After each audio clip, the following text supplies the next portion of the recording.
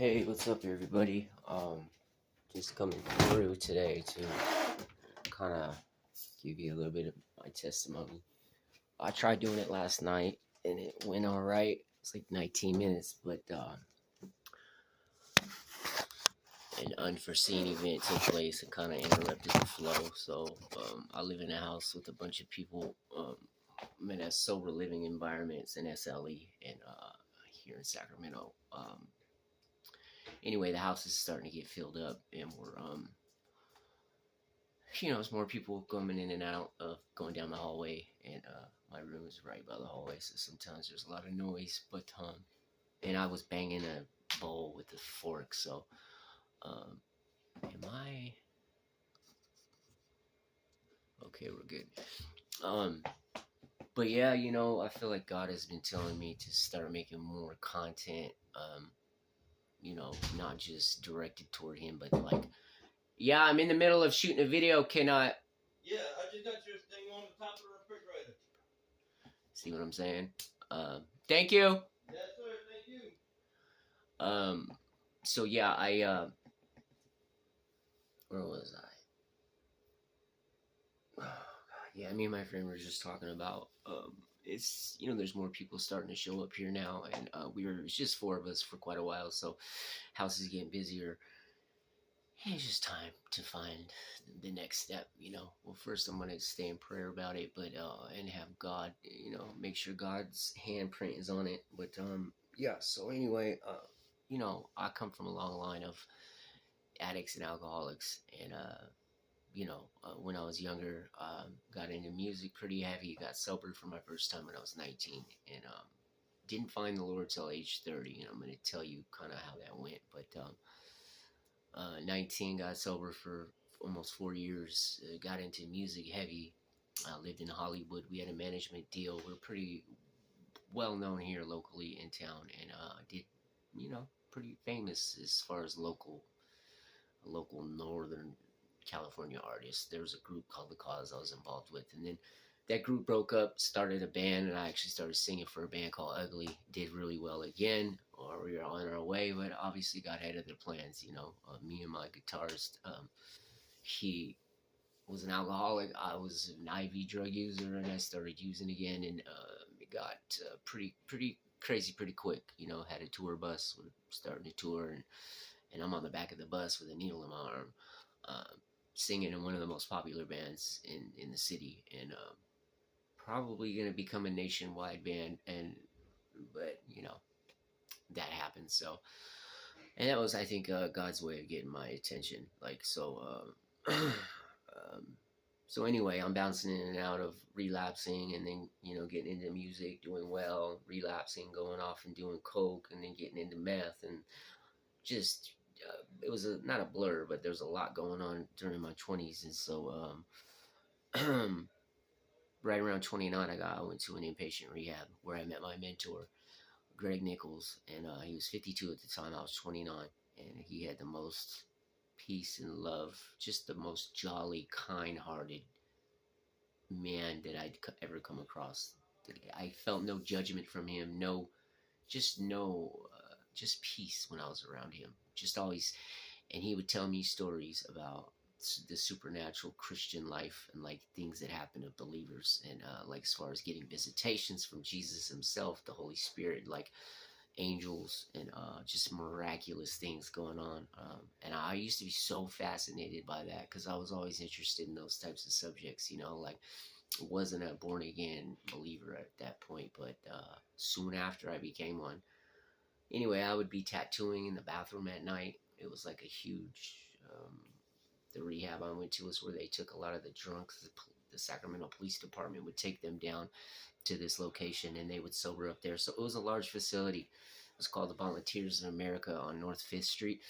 And they had a 90-day program, so I actually went over there, and that's where I met Greg. He was there to minister the gospel to people, and I knew I'd lived a Christian. I grew up in a Christian home. It was like went to a Lutheran school when I was younger, but there was really no like belief in God. It wasn't like there's no one in my family that had actually had an experience with Christ. But if you were to ask us, we would say that we were Christian, but didn't live that way. My mom was an addict.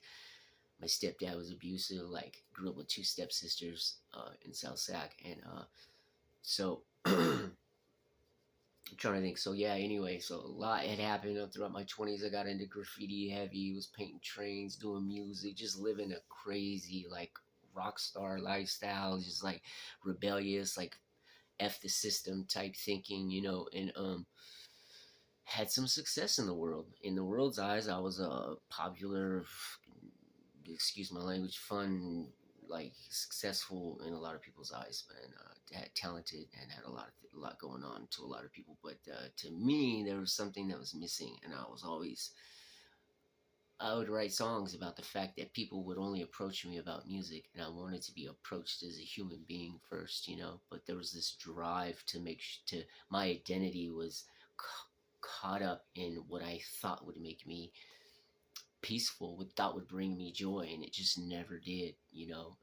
Today I understand there's a God-shaped hole that could never be filled by anything else. So Greg Nichols, again, back to him in the rehab, he would always tell me stories, and I was so fascinated. Anyway, I ended up getting my own apartment, graduated that program, went downtown, had my own place, did good for a couple months, and then I slowly slid back into that old behavior and started using again. And I'm in my apartment, just at the end of myself, because I had been to so many therapists, seen so many psychiatrists, and been on so many medications. And by this point, like, I had exhausted every avenue. AA, NA, psych meds, like thinking I was practicing Buddhism, thinking I was spiritual, telling everybody all these, like, and I would pray, but there was really no substance to my prayers. And so this is 6 months after leaving the rehab, meeting Greg, and I start to have these thoughts like, why not just try Jesus? Why not just try, like, little did I know that just cracking that door open and the peace that would come and flood in. They say I once was lost, but now I'm found. Like, I never understood, like, that concept until it happened to me. Like, I'm talking within a 10-minute period, I went from being one way and then was completely changed. Like, nothing was the same since that point, because I finally surrendered and said, okay, I'll try you. Jesus was the last person I would try, because I think that each person in their heart, they know that he is the truth, that said he is who he says he is, and that, like, we tend to, like, push him away until we absolutely exhaust all other options. Or at least that's what it was for me. I remember going to Washington and visiting my dad. My aunt would always tell me about him, and I'd like, yeah, nah, he's not the only way. He can't be the only, like, and I used to be so caught up in that type of thinking. But I think deep down I knew that he was the way.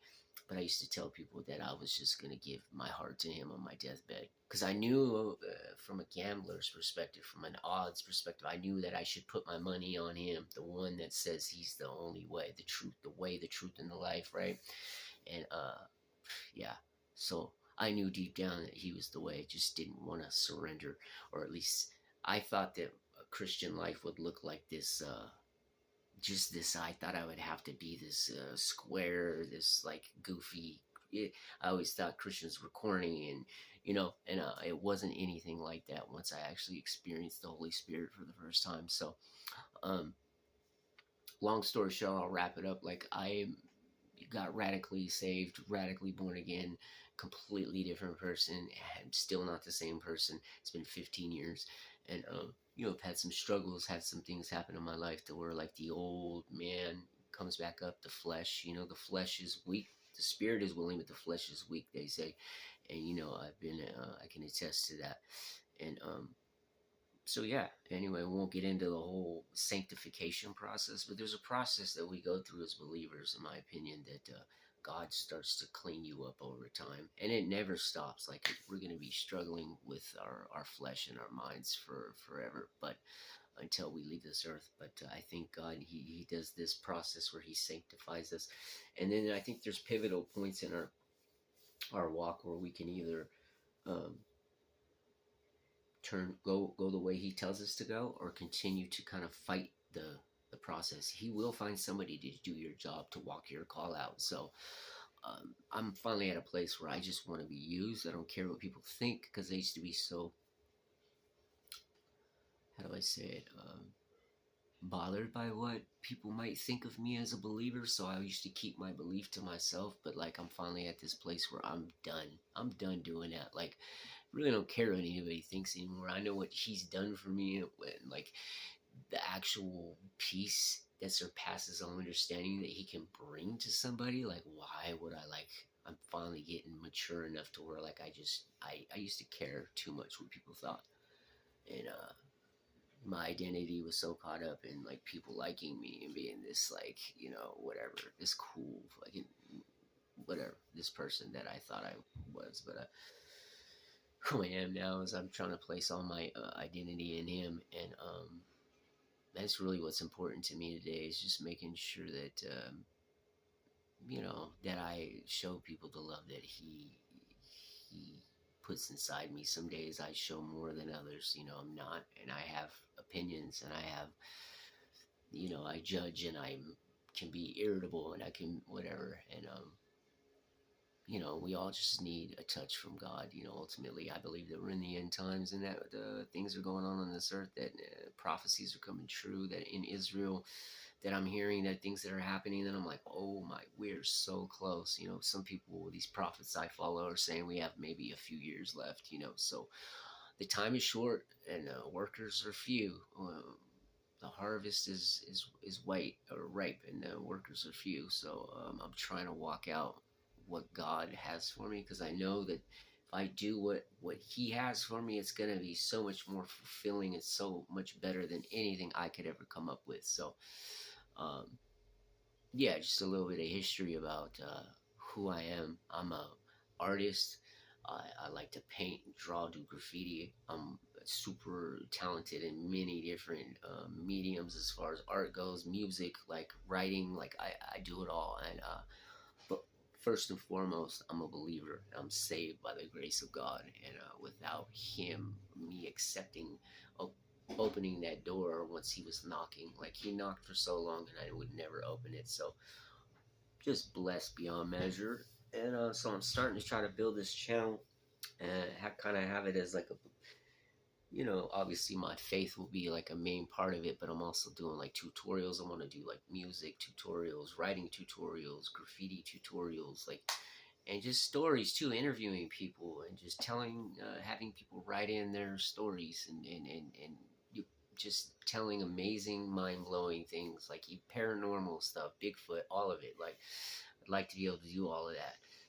So I've always wanted to build a YouTube channel. I tried it with music back in the day, and like just kind of gave up on it because I kind of got pulled in another direction. So I do have a few channels that are left unattended.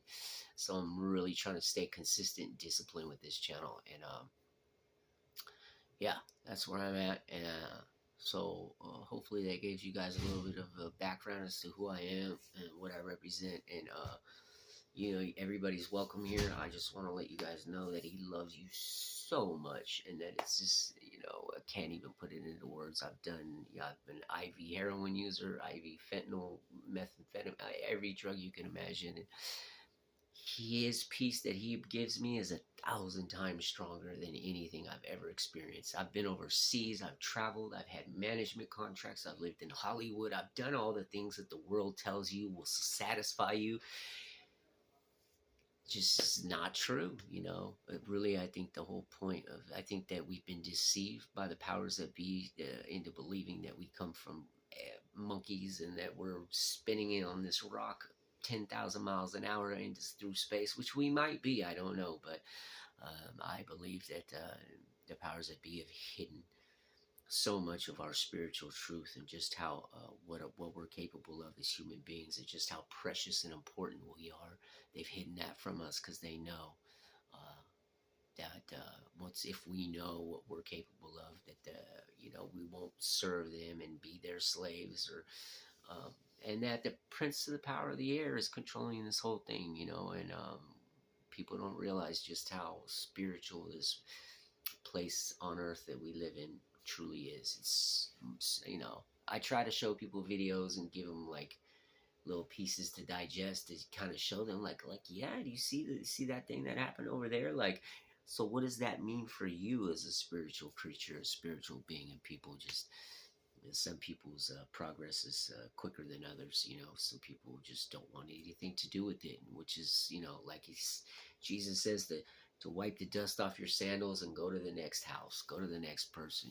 So finally at a place where I want to share my faith, my talent, the talents he gave me, I want to use for his glory. And yeah, if you guys have any questions, if you guys have any comments, I really mean this when I say I like to get to know people. So say hello, leave a comment, and let's chat sometime.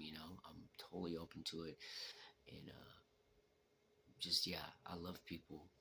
Some people are easier to love than others, but I truly do. I truly have a heart for people. I do care. I've always been one of those people that has I'm empathetic. I have empathy, and I want to see people find the peace and truth that I found in my life through Jesus. If you would have told me I would have been preaching Jesus and talking being a Jesus freak like later in my life, I would have said you're crazy. Who would want to ever do something like that? The enemy had me so blinded that I was, yeah. Anyway, I just want to let you guys know that I love you, and if there's anything I can pray for you about, or if you have any questions or any ideas for videos, I would love to hear it. So I will be checking the comments. You guys can email me too if you have any stories, or shoot, I'm even interested in interviewing somebody, maybe interviewing somebody about their testimony. I'm working on getting a better phone and getting a computer to edit videos a little easier. But yeah, my email is Adam Hull. It's Hull. So ADAMHULL 1897 at Gmail. Adam Hull 1897 at Gmail. You're welcome to email me, and I'd love to hear from you guys. All right, we'll talk to you soon.